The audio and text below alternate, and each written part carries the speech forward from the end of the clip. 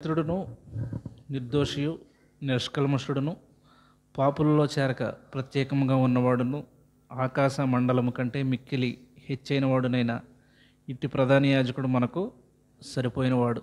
యేసుక్రీస్తు ప్రభు గురించి హెబ్రీయులకు రాసిన పత్రికలో మనం అంతా చూస్తే ఆయన్ని మనకి ఎలా చూపిస్తారంటే ప్రధాన యాజకుడు.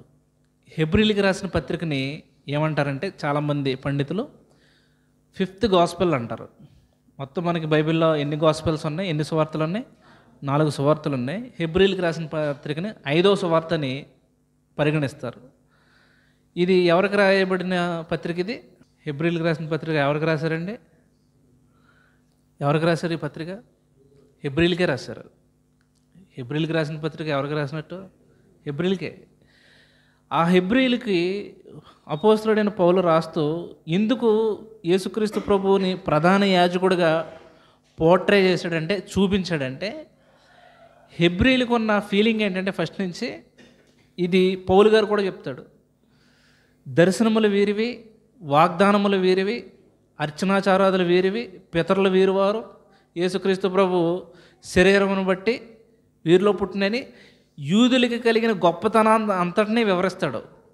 అదే పౌలు అదే హెబ్రీయులతో ఈ హెబ్రీయులకు రాసిన పత్రికలో చెప్పే మాట ఏంటంటే, యేసుక్రీస్తు ప్రభు ప్రధాన యాజకుడిగా ఎందుకు చెప్తున్నాడంటే, బాబు మీకు ఎన్నో ప్రత్యక్ష గుడారం ఉంది, మందసం ఉంది, యాజకులు ఉన్నారు, అన్నీ ఉన్నారు. ఇప్పుడు అన్యజనులుగా చేరబడిన మనం ఉన్నాం కదా, మీరు వీళ్ళని ఎలా చూస్తున్నారంటే వీరికి ఏది లేదనుకుంటున్నారో వీళ్ళకు కూడా ఒక యాజకుడు ఉన్నాడు అని చెప్తున్నాడు ఆయన. మనకు కూడా ఎవరున్నారో యాజకుడు ఉన్నాడు. అంటే ఇక్కడ ఈ మాట ఉంది కదా, ఇట్టి ప్రధాన యాజకుడు మనకు సరిపోయినవాడు. ఈ యాజకుడు ఎవరో? యేసుక్రీస్తు ప్రభువే. ఇప్పుడు మనం వాక్యంలోనికి వెళ్ళే ముందు బ్రీఫ్గా కొంత ఇంట్రడక్షన్ ఇస్తాను మీకు. ప్రధాన యాజకుడు అంటే మనకి పాత నిబంధనలో ప్రత్యక్ష గుడారంలో ఆవరణము, పరిశుద్ధ స్థలం, అతి పరిశుద్ధ స్థలంలోకి వెళ్ళి బలిపశువు యొక్క రక్తం తీసుకుని ఆ ప్రధాన యాజకుడి నిమిత్తము, ప్రజలందరి నిమిత్తము ఆ కరుణాపీఠం మీద ఏంటి ఆ రక్తాన్ని చిందించి ప్రజల పాపాలకి పరిహారం చేసేవాడు ప్రధాన యాజకుడి పని. అలాగే ఇజ్రాయేల్లో దేవాలయంలో కానీ ప్రత్యక్ష గుడారంలో కానీ ఎంతోమంది యాజకులు ఉన్నారు, ప్రధాన యాజకులు ఉన్నారు, మారుతూ ఉన్నారు. పాత వాళ్ళు చనిపోవడం, కొత్త వాళ్ళు రావడం, ఇదంతా జరుగుతూ ఉంది. కానీ నూతన నిబంధనలకు వచ్చేటప్పటికి ప్రత్యక్ష గుడారాలు కానీ ఒక దేవాలయం కానీ అటువంటిది ఏమీ లేదు మనకి. దేవుడు దేవాలయాన్ని దేని గురించి చెప్పాడు? మన దేహమే ఆలయం, దేవుని ఆలయం, ఈ బిల్డింగులు కాదు. కానీ మనకున్న ప్రధాన యాజకుడు ఎలాగంటే హెబ్రీయులకు రాసిన పత్రికలోనే ఉంటుంది. నేను ఏం తీయట్లేదు, మామూలుగా చెప్తున్నాను. వాళ్ళ యొక్క యాజకత్వం ఎలాగంటే వాళ్ళ యొక్క గోత్రాన్ని బట్టి. ఏంటి ఆ గోత్రం? లేవి గోత్రం. కానీ యేసుక్రీస్తు ప్రభు ఏ గోత్రంలో పుట్టాడు? యోధా గోత్రంలో పుట్టాడు. యోధా గోత్రంలో వాళ్ళు ఎవరో కూడా యాజకత్వం చేసినట్టు లేదు. బైబిల్లో పాత నిబంధనలో కొంతమంది అలా ట్రై చేసి వారు ఏమైపోయారంటే దెబ్బ అయిపోయారు. ఉదాహరణకి సమూయేలు రాకుండానే బలి అర్పించి సౌలు ఏమయ్యాడు? దేవుని తృణీకారానికి గురయ్యాడు. ఒక చోట దావీదు కూడా ఏఫోదు ధరించి దేవుని యొక్క సన్నిధిలో నాట్యం ఆడతాడు, కానీ తర్వాత అతను ఘోరమైన పాపంలో ఏమవుతాడు? పడిపోతాడు. కాబట్టి ఒక రాజు, ఒక యాజకుడు అన్నదే పాత నిబంధనలో కొంతమంది రాజులుగా ఉండి ట్రై చేశారు, కానీ అవలా. ఉజ్జి అన్న రాజు కూడా బలిపీఠం మీదకి ఎక్కి ఏం చేస్తాడో? బలి అర్పించడానికి చూస్తాడో, వెంటనే అతను నొసటన కుష్ఠరోగం పుడుతుంది. అలాగా రాజే, యాజకుడే. కానీ ఇక్కడ మనం చూసేది ఈయన ఎవరంటే ఈయన రాజయాజకుడు. ఎవరైనా రాజయాజకుడు. పేతురు రాసిన పత్రికలు ఉంటుంది కదా, రాజులైన యాజక సమూహం అని. అలాగే యేసుక్రీస్తు ప్రభు ఎవరంటే రాజు ప్లస్ యాజకుడు. కానీ ఈయన లేవి గోత్రంలో పుట్టల. లేవి గోత్రంలో పుడితేనే యాజకుడు. మరి ఈయన ఏ గోత్రంలో పుట్టాడు? యోధా గోత్రంలో. అందుకే హెబ్రీయులకు రాసిన పత్రికలో పౌలు ఏం చెప్తాడంటే, ఆయన యాజకుడు అయ్యింది లేవి గోత్రాన్ని బట్టి కాదు. మరి దేన్ని బట్టి అయ్యాడు? లేవి గోత్రంలో పుట్టకుండా యాజకుడు అయిపోతాం కుదురుద్దా? అవ్వదు. కానీ వాక్యం ఏం చెప్తుంది? ఈయన్ని యాజకుడు అంటుంది. ఈయన ఎలా యాజకుడు అయ్యాడంటే ఈయన మెల్కీసెదెకు క్రమాన్ని బట్టి యాజకుడు అయ్యాడు. మనకు బైబిల్లో కనిపించే మొట్టమొదటి యాజకుడు ఎవరు? మెల్కీసెదెకు అబ్రాహాము దగ్గరికి ఏం తీసుకొచ్చాడు? రొట్టెను ద్రాక్షారసాన్ని తీసుకొచ్చాడు. అలాగే యేసుక్రీస్తు ప్రభు నూతన నిబంధనలో కూడా మనకేం తీసుకొచ్చాడు? ఆయన శరీరం అనే రొట్టెను, ఆయన రక్తం అనే ద్రాక్షారసాన్ని తీసుకొచ్చి ఆయన మెల్కీసెదెకు క్రమంలో జాయిన్ అయ్యాడు. ఈ మెల్కీసెదెకు గురించి కూడా హెబ్రీయులకు రాసిన పత్రికలు ఏముంటుందంటే, ఆయనకి తల్లిదండ్రులు లేరంట, ఆయనకి వంశావళి లేదంట, ఆయనకి ఆది అంతము లేదంట. ఆది అయిన అంతమైన లేనివాడే ఉండి ఎలాగున్నాడో దేవుని కుమారుని పోలి ఉన్నాడు. కాబట్టి యేసుక్రీస్తు ప్రభు ఏ క్రమాన్ని బట్టి యాజకుడు అయ్యాడంటే లేవి క్రమాన్ని బట్టి కాదు. ఏ క్రమాన్ని బట్టి? మెల్కీసెదెకు క్రమాన్ని బట్టి. లేవి క్రమంలో ఉన్న యాజకులు ఒకళ్ళు వస్తారో, కొన్ని రోజులు ఆ సేవ చేస్తారో, చనిపోతారు. కానీ యేసుక్రీస్తు ప్రభు నిరంతరము యాజకుడు. యేసుక్రీస్తు ప్రభు ఏంటి? నిరంతరము యాజకుడు. ఈ యాజకులు యూదులకు సంబంధించిన ఈ లేవి గోత్రపు యాజకులు ప్రత్యక్ష గుడారంలో సేవ చేస్తారు. కానీ యేసుక్రీస్తు ప్రభు చేసే సేవ ఎక్కడ? పరలోకములో. ప్రత్యక్ష గుడారం అన్నది పరలోకానికి నమూనా. కానీ యేసుక్రీస్తు ప్రభు సేవ ఎక్కడ? పరలోకంలో. ఈ యాజకులు ఏ రక్తం తీసుకెళ్తారంటే బలి పశువులు, అంటే ఆ పశువుల యొక్క రక్తం తీసుకెళ్తారు. కానీ యేసుక్రీస్తు ప్రభు ఏ రక్తం తీసుకెళ్ళాడు? ఆయన సొంత రక్తాన్ని తీసుకెళ్ళాడు. కాబట్టి ఆయన నిరంతరం యాజకుడిగా ఉండి మనల్ని ఏం చేశాడు? రక్షించాడు. కాబట్టి ఆయన ప్రధాన యాజకుడు అయ్యింది ఏ క్రమాన్ని బట్టి? మెల్కీసెదెకు క్రమాన్ని బట్టి. మెల్కీసెదెకు కూడా అబ్రాహాము దగ్గర ఏం తీసుకున్నాడు? దశమాంసములు తీసుకున్నాడు. అంటే ఏంటి? 10వ భాగం, దశమ భాగం తీసుకున్నాడు. లేవీయులు ఏం చేశారు? లేవీలు కూడా తీసుకుంటున్నారు. కానీ ముందు ఎవరు తీసుకున్నారు? మెల్కీసెదెకు తీసుకున్నాడు. ఆ మెల్కీసెదెకు అబ్రాహాముతో మాట్లాడేటప్పుడు లేవీలు ఎక్కడున్నారంటే అబ్రాహాము యొక్క గర్భంలో ఉన్నారు. అప్పటికి ఇంకా లేవీలు ఏంటి? పుట్టలేదు, అబ్రాహాము గర్భంలో ఉన్నారు. అంటే యేసుక్రీస్తు ప్రభు లేవీయుల కంటే ముందే యాజకుడు. దేన్ని బట్టి?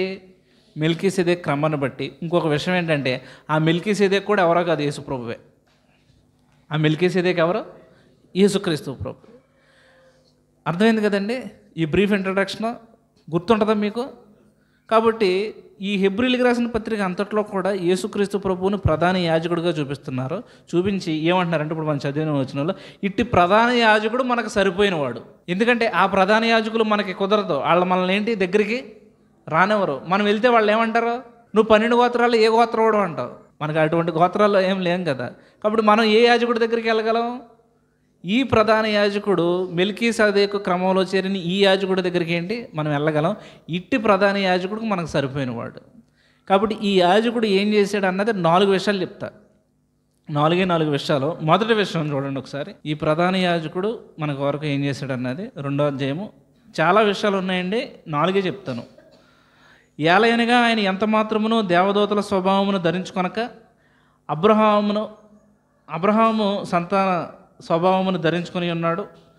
కావున ప్రజల పాపములకు పరిహారం కలుగుచేటికై దేవుని సంబంధమైన కార్యముల్లో కనికరమును నమ్మకమును గల ప్రధాన యాజకుడుకు నిమిత్తము అన్ని విషయముల్లో ఆయన తన సహోదరులు వంటి వాడు కావలసి వచ్చును. తాను శోధింపబడి శ్రమ పొందిన కనుక శోధింపబడి వారికి సహాయం చేయగలవాడై ఉన్నాడు. చాలండి. బైబిల్లో ఉన్న కొత్త నిబంధనలో ఉన్న వచనాల్లో బ్యూటిఫుల్ వచనాల్లో ఇదొకటి. ఏంటది? తాను శోధింపబడి ఉన్నాడో కాబట్టి శోధింపబడగలిగిన వారికి ఆయన ఏం చేయగలడు? సహాయం చేయగలడు. నేను దేవుడు నమ్ముకున్న కొత్తలో ఏమనుకున్నానంటే, నీకేంటి ప్రభువా, నువ్వు దేవుడివే, భూమి మీద ఉన్నప్పుడు నువ్వేమైనా ఏం చేయగలవో, ఈజీగా చిటుకులు ఏం చేయగలవో చేసేయగలవో. మేమేంటి, మా తిప్పలేంటి, మాకు ఎన్ని శోధనలు, మాకు ఎన్ని ఇబ్బందులు, రోజులు వేస్తే ఎన్ని వస్తాయి మాకు వాళ్ళు తలపొట్లు. నువ్వు దేవుడు కాబట్టి ఏం చేసావు? ఈజీగా దాటేసావు. అంటే అప్పుడు నాకు తెలియదు, కొత్త కదా, దేవుడు నమ్ముకున్న కొత్త కదా. బైబిల్ చదివిన తర్వాత నాకు అర్థమైన విషయం ఏంటంటే, ఇక్కడ ఈ మాట ఉంది కదా, తాను శోధింపబడి శ్రమ పొందిన కనుక శోధింపబడే వారికి సహాయం చేయగలవాడే ఉన్నాడు. ఆయన అన్ని విషయంలో తన సహోదరులు వంటి వాడు కావాల్సి వచ్చును. ఇప్పుడు నీకు నాకు ఎన్ని శోధనలు అయితే వస్తాయో, ఎన్ని శ్రమలు అయితే వస్తాయో, నిజం చెప్పాలంటే మనకు మించినవన్నీ కూడా ఏంటి ఆయనకు వచ్చినాయి. చాలామందికి ఈ విషయం నేను చెప్పినప్పుడు వాళ్ళు చెప్పే మాట ఏంటంటే, ఆయన దేవుడు కదండి, ఆయన చేసాడంటారు. యేసుక్రీస్తు ప్రభు 100% దేవుడు, 100% మనిషి. అందుకే ఆయన ఏమన్నారంటే దైవనరుడు, దైవ మానవుడు, లేకపోతే ఇంగ్లీష్లో గాడ్ మ్యాన్. గాడ్ మ్యాన్ అంటే ఏంటి? దేవుడు ప్లస్ మనిషి. మనకి ఎన్ని శోధనలు అయితే వచ్చినాయో ఆయనకు కూడా ఏంటి ఆయన 40 దినాలు ఉపవాసం ఉన్నప్పుడు సాతాను ఏం చేసింది? 40 దినాలు శోధించింది. మనకు రోజులో గంట వస్తేనే మనం ఏమీ ఇదవ్వలేము. 40 రోజులు ఆయనకి ఏంటి? కంటిన్యూస్గా శోధనలు వచ్చినాయి. కాబట్టి ఇప్పుడు మనకు శోధనలు వచ్చినప్పుడు ప్రభు దగ్గరికి వెళ్తే ప్రభు మనల్ని అర్థం చేసుకుంటాడు. ప్రభు మనల్ని ఏం చేస్తాడు? అర్థం చేసుకుంటాడు. మనం పడిపోయామనుకోండి ఆయన తిట్టడు. మనం పడిపోయామనుకోండి ఆయన ఏం చేయడు? తిట్టడు. ఇప్పుడు మన పిల్లలు ఉంటారో వాళ్ళు పరిగెట్టుకొచ్చి పడిపోయారు అనుకోండి, చూసుకోకుండా మనం తిడతామా? తిట్టం. ఏం చేస్తాం చెప్పండి? దగ్గరికి వెళ్ళి లేపుతాం. ఫారెన్ మమ్మీలు చేస్తారు, కానీ ఇండియా మమ్మీలు, ఇండియా డాడీలు ఏం చేస్తారో? తిడతారు, కొట్టేస్తారు. ఫారెన్ మమ్మీలు, ఫారెన్ డాడీలు ఏం చేస్తారో? పడిపోయినా, ఏమన్నా దెబ్బ తగిలినా, ఇంట్లోకి వెళ్ళి అన్నీ వంపేసినా, ఏ అల్లర పనులు చేసినా hi honey what are you doing అని చాలా మృదువుగా మాట్లాడతారు. మనవాళ్ళు అయితే గోతులో కూడా అది ఇది అని తిట్టి ఏం చేస్తారో? పట్టు కొట్టేయడం, బాధేయడం ఇవన్నీ జరుగుద్ది. కానీ యేసుక్రీస్తు ప్రభు ఆయన అన్ని విషయాల్లో శోధింపబడ్డాడు కాబట్టి మనం శోధించబడినప్పుడు ఆయన ఏం చేస్తాడో? ఆయన అర్థం చేసుకుని సహాయం చేస్తాడు. బైబిల్లో ఉన్న గొప్ప విషయం ఇది. ఈ పక్కనే ఒక పేజీ తిప్పితే ఇంకొక మాట కూడా నేను మీకు చూపిస్తాను చూడండి. 4వ అధ్యాయం 14వ వచనం నుంచి నేను చదువుతున్నాను. ఆకాశ మండలము గుండా వెళ్ళిన దేవుని కుమారుడు అయిన యేసు అను గొప్ప ప్రధాన యాజకుడు మనకు ఉన్నాడు కనుక మనము ఒప్పుకుని దాన్ని గట్టిగా చేపట్టదము. మన ప్రధాన యాజకుడు మన బలహీనతల యందు మనతో సహానుభవము లేనివాడు కాడు, కానీ సమస్త విషయముల్లోనూ మన వల్లనే శోధింపబడినను ఆయన పాపము లేనివాడుగా ఉండెను. కనుక మనము కనికరింపబడి సమయోచితమైన సహాయం కొరకు కృప పొందినట్లు ధైర్యముతో కృపాసనమునద్దకు చేరుదము. మన బలహీనతలన్నింటిలో ఆయనకి ఏముందంట? ఏం అనుభవం అండి ఇది? సహానుభవం. యేసు ప్రభుకి ఎప్పుడైనా జ్వరం వచ్చిందంటారా? ఖచ్చితంగా వచ్చింది. ఒకవేళ ప్రభుకి జ్వరం రాలేదనుకోండి, మనం ఏం చెప్తాం? నీకేంటి ప్రభువా జ్వరం గురించి నీకేం తెలుసు? హాస్పిటల్లో పెట్టి సెలైన్లు ఎక్కితే అప్పుడు తెలుస్తుంది నీకు మా పరిస్థితి అంటాం. దానికి కూడా అవకాశం ఇవ్వలేదు. యేసుక్రీస్తు ప్రభుకు కూడా ఏమొచ్చింది? జ్వరం వచ్చింది. ఇప్పుడు నేను చెప్పే మాట మీరు ఆశ్చర్యపోవచ్చు, అయిపోయి వాళ్ళు దేవుడికి జ్వరం రావడం ఏంటంటే అని అనుకోవచ్చు. కానీ ఒకవేళ అలా రాకపోతే కనుక ఇక్కడ ఆయన ఏంటి? సహానుభవము లేనివాడైపోతాడు. కానీ ఇక్కడ వాక్యం ఏం చెప్తుంది? మన ప్రధాన యాజకుడు మన బలహీనతల యందు మనతో సహానుభవము లేనివాడు కాడు, కానీ సమస్త విషయములలో మనవలే శోధింపబడినను ఆయన పాపము లేనివాడుగా ఉన్నాడు. అన్ని విషయాల్లో ఆయన ఏమయ్యాడు? శోధింపబడ్డాడు. కానీ ఆయన ఏం చేయలేదు? పాపం చేయలేదు. కాబట్టి ఇప్పుడు మనకు కూడా ఎన్నో శోధనలు రావచ్చు. మనం కూడా ఏం చేయొచ్చు? ప్రభు దగ్గరికి వెళ్ళిపోవచ్చు. ప్రభు నాకు ఈ శోధన ఉంది, ప్రభు నాకు ఈ శ్రమ ఉంది, ప్రభు నాకు ఈ బలహీనత ఉంది, దీని నుంచి నన్ను ఏం చేయి? రక్షించు అని అడగచ్చు. కొరింథీయులకు రాసిన పత్రికలో ఒక మాట చూపిస్తాను చూడండి. కొరింథీయులకు రాసిన మొదటి పత్రిక 10వ అధ్యాయము 13వ వచనం. సాధారణముగా మనుషులకు కలుగు శోధన తప్ప మరి ఏదియూ మీకు సంభవింపలేదు. దేవుడు నమ్మదగిన వాడు, మీరు సహింపగలిగినంతకంటే ఎక్కువగా ఆయన మిమ్మును శోధింపబడనీయుడు. అంతేకాదు సహింపగలుగుటకు ఆయన శోధనతో కూడా తప్పించుకుని మార్గమును కలుగు చేయను. చాలండి. దేవుడు మనల్ని శోధించడు. గుర్తుపెట్టుకోండి. ఎప్పుడు దేవుడు మనల్ని శోధించడు. మనల్ని శోధించేది ఎవరో? అపవాది శోధిస్తాడో. అపవాది మనల్ని శోధించినప్పుడు దేవుడు మనల్ని చూసి ఏమంటాడు? రే ఇంక చాలు, ఇంకెంతకు మించి నువ్వు ఏం చేయకూడదు? శోధించకూడదు. ఎందుకని? మనం మొయ్యగలిగిన బరువు కంటే ఆయన ఎక్కువ బరువు పెట్టడు. మనకి ఎంత స్టామినా ఉందో మనం ఎంత ఎడవగలమో అంతే పెడతాడు. అదే కాదు, శోధనలో నుంచి తప్పించుకునే మార్గాన్ని కూడా ఆయన ఏంటి మనకి చూపిస్తాడు. కాబట్టి అందుకే ఇందాక మనం చదువుకున్న మాట ఉంది కదా, ధైర్యముతో కృపాసనం వద్దకు ఏం చేయొచ్చు? మనం వెళ్ళొచ్చు. ఇప్పుడు మనకి శోధనలు వస్తున్నాయి. ఇక్కడ వాక్యం ఏం చెప్తుందంటే శోధన నుంచి తప్పించుకునే మార్గం చూపిస్తాను అంటున్నా అని వాక్యం చెప్తుంది. శోధన నుంచి తప్పించుకునే మార్గం ఏంటి చెప్పండి? పారిపోవటం. రెండేంటి? ప్రార్థన చేయటం. రెండు గుర్తుపెట్టుకోండి. పాప ఒకటేంటి? పారిపోవటం. రెండు ప్రార్థన చేయటం. యేసుక్రీస్తు ప్రభు దగ్గరికి అనేకసార్లు పరిచయాలు వచ్చి వాదం పెట్టుకుని ఏదో ఆయన్ని ఇది చేయడానికి ఆయన సైలెంట్గా ఏం చేసేవాడు? వెళ్ళిపోయేవాడు. అనేకసార్లు చంపుదాకు వచ్చినప్పుడు కూడా ఏం చేసేవాడు? ఆయన దారిలో ఆయన తప్పించుకుని ఏం చేసేవాడు? వెళ్ళిపోయేవాడు. ఆయన ఎప్పుడు చనిపోతాడో తన ప్రాణం పెట్టడం తీసుకుంటాం అంతా ఆయన చేతుల్లో అధికారంలో ఉంది. కానీ ఏంటి? ఆ శోధనని ఎందుకు చేయించేవాడు అంటే మనకి నేర్పడానికి. రెండు శిష్యులతో ఏమంటాడంటే శరీరము బలహీనం, ఆత్మ సిద్ధమే. కాబట్టి శోధనలో పడిపోకున్నట్లు మీరు ఏం చేయండి? మెలకువగా ఉండి ప్రార్థించండి. కాబట్టి శోధనలో పడిపోకుండా ఉండాలంటే చేయాల్సిన పని ఏంటి? ప్రార్థన చేయటం. ప్రార్థన చేయటం. ప్రార్థన చేస్తే ఏమొస్తుంది? ఇప్పుడు ఏదో శోధన వచ్చిందండి, దేవుని సన్నిధిలోకి వచ్చి ప్రార్థన చేశారు. పోనీ మీ ఇంట్లో గదిలో ఎక్కడో ప్రార్థన చేసుకున్నారు, బస్సులోనో ఎక్కడో ప్రార్థన చేసుకున్నారు. ఇంకా మళ్ళీ శోధన రాదా? మరి ఇప్పుడు ప్రార్థన చేసావు కదా, నీకేమొచ్చింది? అది శోధనని జయించే శక్తి. ఏమొస్తుంది? ప్రార్థిస్తే ఏమొస్తుంది?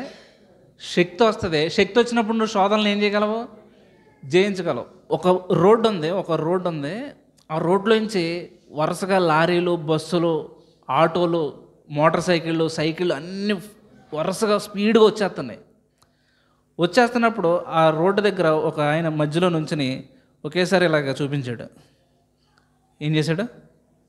ఇలా చూపించగానే మొత్తం అన్నీ ఏమైనాయి? ఆగిపోయినాయి. ఆయన ఎవరో మీకు తెలుసు. ఎవరైనా? Traffic police. అన్ని బస్సులు, పెద్ద పెద్ద లారీలు, లక్షల రూపాయల కార్లు అన్నీ కూడా ఆ రోడ్లో వస్తుంటే జస్ట్ ఆయన ఏం చేశాడు? చేయి చూపించేటప్పటికి ఏమైనాయి? అన్నీ ఆగిపోయినాయి. ఎందుకు ఆగిపోయినాయి? మనం చూపించి ఆగుతాయా? ఎందుకు ఆగవు? ఏంటి తేడా ఆయనకి మనకి? అది ఆయనకేముంది? పవర్ ఉంది, అధికారం ఉంది, అథారిటీ ఉంది. మనం కూడా ఎప్పుడైతే దేవుని సన్నిధిలోకి వెళ్ళి ప్రభువా నా శోధన ఇది, నా బలహీనత ఇది, నేను ఇందులో పడిపోతున్నాను, నేను ఇలాగ అవుతున్నాను, నన్ను రక్షించు, నాకు శక్తిని అన్నప్పుడు దేవుడు మనకి ఏమిస్తాడంటే శక్తిని ఇస్తాడు. ఇంద్రియ నిగ్రహములు కలిగిన శక్తిని ఇస్తాడు. ఆ శక్తిని ఇచ్చినప్పుడు నువ్వేం చేయొచ్చు? శోధనలు ఎన్ని వచ్చినా నువ్వేం చేయొచ్చు? చెప్పొచ్చు. అదే నీకు శక్తి లేకుండా చూపించామనుకో ఏమవుతారు? ఇప్పుడు ట్రాఫిక్ పోలీస్ లేడు, మనం వెళ్ళి ఇలా చూపించాం, ఎవడొకడో చేంజ్ చేస్తాడు, తొక్కించుకుపోతాడు. కాబట్టి శక్తి లేకుండా ఏం చేయకూడదు? మనం ఎదిరించలేం. కాబట్టి శోధనలు జయించడానికి మార్గం ఏంటి? పారిపోవటం. ఎక్కడికి పారిపోవటం? తిమోతితో పౌలు ఏమని చెప్తాడంటే, తిమోతి నీ యవ్వనేచ్చల నుంచి నువ్వేమవు పారిపో అంటాడు. ఇప్పుడు సపోజ్ నాకు ఇక్కడ ఈ ప్లేస్లో శోధన వచ్చింది, ఇక్కడి నుంచి నేను ఏం చేశాను? ఇంకో చోటకు పారిపోయాను, అక్కడ రాదా? అక్కడి నుంచి ఏం చేశాను? ఇంకో చోటకు పారిపోయాను, అక్కడ రాదా? అక్కడ వస్తే మరి ఎక్కడికి పారిపోవాలి? ఈ మాట చూడండి ఒకసారి. తిమోతికి రాసిన 2వ పత్రిక 2వ అధ్యాయం 22వ వచనం. నీవు యవ్వనేచ్చల నుండి పారిపొమ్ము, పవిత్ర హృదయులై ప్రభువునకు ప్రార్థన చేయవారితో కూడా నీతిని, విశ్వాసమును, ప్రేమను, సమాధానమును వెంటాడము. చాలు. మనం సగమే చదువుతాం. ఏం చదువుతాం? నీ యవ్వనేచ్చల నుంచి నువ్వేం చెయ్యి? పారిపో. ఎక్కడికి పారిపోవాలి? ఇక్కడ ఉంది కదా, పవిత్ర హృదయులై ఎవరికైతే ప్రభువుకు ప్రార్థన చేస్తారో వారితో కలిసి ఏం చెయ్యి? నీతిని, సమాధానాన్ని వెంటాడు. అంటే సహవాసం చెయ్యి, సహవాసంలోనికి వెళ్ళు, ప్రార్థన చేయవారితో ఉండు. ఇప్పుడు నీకేదో వచ్చింది, టెంప్టేషన్ వచ్చింది, వెంటనే ఏం చేయొచ్చు? దేవుని సన్నిధికి వచ్చేయచ్చు. లేకపోతే నీకు ఇక్కడ ఎవరో ఒకళ్ళని ఏం చేయొచ్చు? పిలుచుకుని వారితో కలిసి ఏం చేయొచ్చు? ప్రార్థన చేయొచ్చు. అప్పుడు నీకేం వస్తుంది?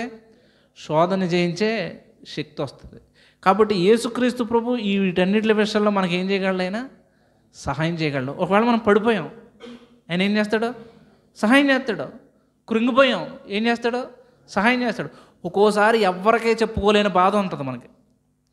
ఆ బాధను ఏం చేయలేము? ఎవరితోనూ షేర్ చేసుకోలేము. షేర్ చేసుకున్న వాళ్ళు ఏం చేయలేరు? అర్థం చేసుకోలేరు. ఇప్పుడు ఏం చేయగలం?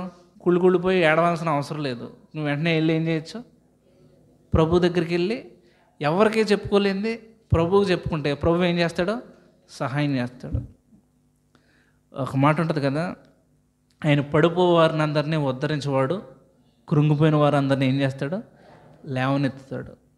మనం పడిపోతే ఆయన మన మీద జాలిపడి మనల్ని ఉద్ధరిస్తాడు. మనం కృంగిపోతే మనల్ని లేవనెత్తాడు. మీకు ఎరుకో నుంచి వెళ్ళిపోతాడు కదా, ఆయన పేరేంటి? మంచి సమరైన కథలో ఒకడు దొంగల చేతికి చిక్కి దెబ్బలు తిని కొర ప్రాణంతో పడిపోయినప్పుడు ఆ మంచి సమరుడు చేంజ్ చేశాడు. మనమైతే ఏం చేస్తాం? నీకు ముందే చెప్పాను కదరా, ఈ రోడ్లో ఎందుకు వచ్చావు నువ్వు? నిన్ను ఎవడు రమ్మన్నాడు? నీకు ఇక్కడ పని ఏంటి? ఎందుకు వచ్చావు నువ్వు? నేను చెప్పాను కదా, నీకు ఇలాగ అవ్వద్దని నాకు ముందే తెలుసురా, నీకు ఇలాగే జరగాలి. దేవుడు నిన్ను బాగా శిక్షించాడు రా, దేవుడు నిన్ను బాగా గద్దించి బాగా గడ్డి పెట్టాడు రా అంటాం. కానీ ఆయన ఏం చేశాడు? ఆ మంచి సమరుడు అలా చేయలేదు. ఏం చేశాడు?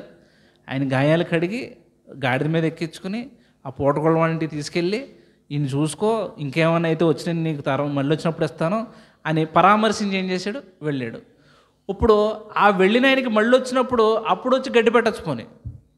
అలా గద్దించడానికి కూడా ఆయనకు అధికారం ఉంది. ఎందుకని? కాపాడి రక్షించాడు కాబట్టి. మనం కాపాడడం, ఎవరి గురించి ప్రార్థన చెయ్యం, ఏం చెయ్యం. ఎవరైనా పాపలో పడిపోయారు అనగానే మనం చేసే పని ఏంటి? నాకు ముందే తెలుసండి వాడు పడిపోతాడని. నేను ఎప్పటి నుంచో అనుకుంటున్నాను వాడు ఇలా జరుగుద్దని. ఎప్పటి నుంచో అనుకుంటున్నాడు నువ్వేం చేయాలి? ప్రార్థన చేయాలి. ఎప్పటి నుంచో అనుకుంటున్నాడు ఏం చేయాలి? నువ్వు ముందే హెచ్చరించాలి, జాగ్రత్త చేయాలి. కానీ ప్రభువు చెప్తున్నాడు, పడిపోయిన వారందరినీ నేనేం చేస్తాను? ఉద్ధరిస్తాను. కృంగిపోయిన వారందరినీ నేనేం చేస్తాను? పైకి లేవనెత్తుతాను. అందుకే వాక్యం చెప్తుంది, ఇట్టి ప్రధాన యాజకుడు మనకు సరిపోయినవాడు. ఆ పాత ప్రధాన యాజకుల దగ్గరికి వెళ్ళామనుకో, ఉండడుగా. ఇప్పుడు కొన్ని రోజులకు ఆయన ఉన్నాడు అనుకో, ఆయన చచ్చిపోవడానికి ఇంకొక ఆయన వస్తాడు. ఈయనకి మళ్ళీ కథ అంతా ఏం చేయాలి? ఫస్ట్ నేను చెప్పాలి. మరి ఈయనకైతే ఈయన అన్నీ ఎరిగినవాడు. మొన్న ఆదివారం వాక్యం ఏం చెప్పాను చెప్పండి, గుర్తుందండి మీకు? గుర్తు లేకపోయినా తలకిలు ఊపేస్తున్నారా? మనం గొర్రెల కాపరి గురించి మాట్లాడుకున్నాం కదా, గొర్రెలకు ఎటువంటి ప్రమాదాలు ఉన్నాయని చెప్పి.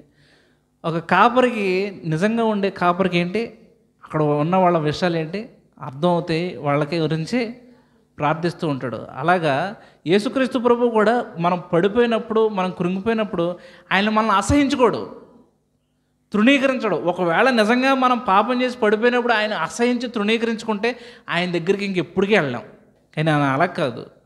ప్రతి ఒక్కరి కొరకు ఆయన ఏం చేస్తున్నాడో, సిలువలో చేతులు చాపే ఉంచాడు. ప్రయాసపడి భారం మోసుకొని సమస్యలారా నీ అద్దెకు రండి. అది కేవలం అన్ని జనులకేనా? మనం అన్యులకే చెప్తాం. అది దేవుళ్ళు లేని వాళ్ళకే చెప్తాం. అరే బాబు, ఈ వాక్యం మీకే అనుకుంటాం. ఆ వాక్యం ఎవరికే? వాక్యం అందరికీ. మనం కూడా ఒక్కోసారి తెలియకుండా పనికిమాలిన భారాలన్నీ మీదేసేసుకుంటూ ఉంటాం. ఆ పని మనది కాదు, అయినా కానీ మనం ఏం చేస్తాం? మనం మీదేసుకుని మోస్తూ ఉంటాం.